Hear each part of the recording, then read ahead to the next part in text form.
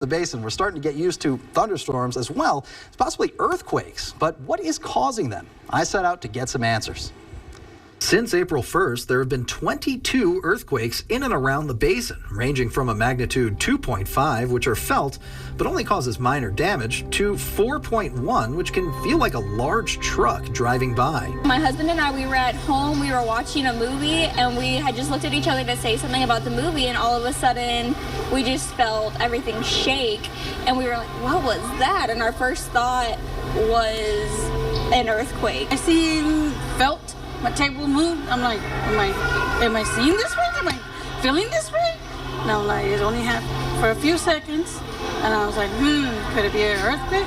I know I'm gonna be out of my mind. If you think these quakes are happening more and more, you're not wrong. Starting in about 2017, the rate of earthquakes, number of earthquakes per year has increased steadily. We went from, having the rare magnitude 3 earthquake in Texas to now, I just looked in the last month, there have been about 70 earthquakes of magnitude 2.5 and larger. But what's causing them? A local professor says it could be the product of the oil and gas industry. What we're getting is these small kind of cracks in the Earth's crust, right?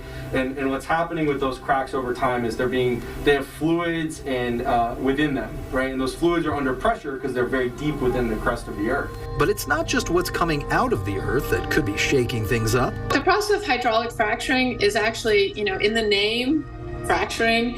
The whole idea behind that process is to create more fractures underground. And fractures can also act as faults. In general, though, the hydraulic fracturing is done to create many small cracks. The whole idea there is to provide a pathway for fluids, for the oil that the folks want to produce, to move through the rocks more easily.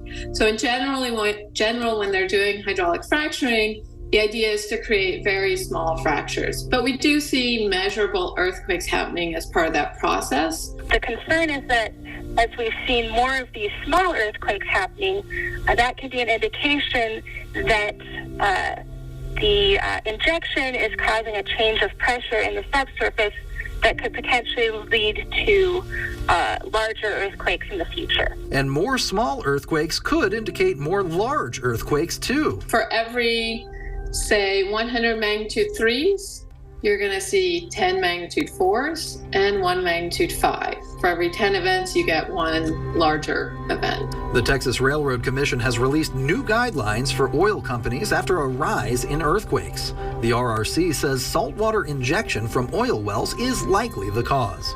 We have not seen this kind of thing in the past at all. So this is why people are more concerned, or say scientists are saying that this is probably due to some human activities. We call it human-induced seismicity. Now it's making new recommendations for oil and gas companies that are actively fracking in the basin.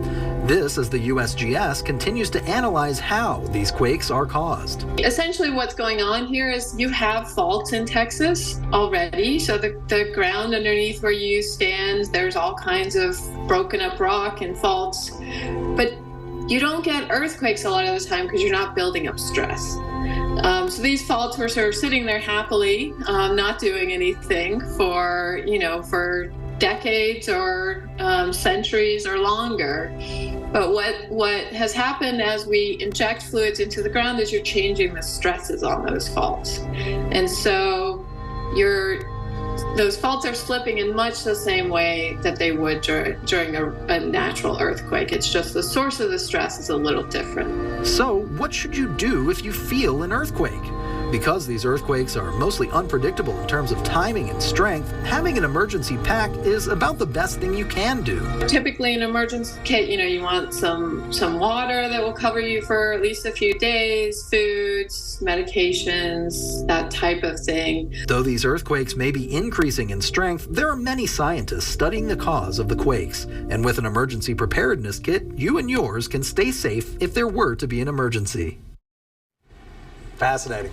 Really interesting to see the cause of some of these earthquakes out there, according to the USGS and the RRC and things like that. It's, you know, a very dynamic place that we live here in West Texas. Does make you want to get that emergency kit prepared. Indeed, yeah. Just in case anything happens, you know, having some water, having some batteries, a flashlight, things like that could certainly help out if there is an emergency. Well, thank you for the tips, Chase. Thanks.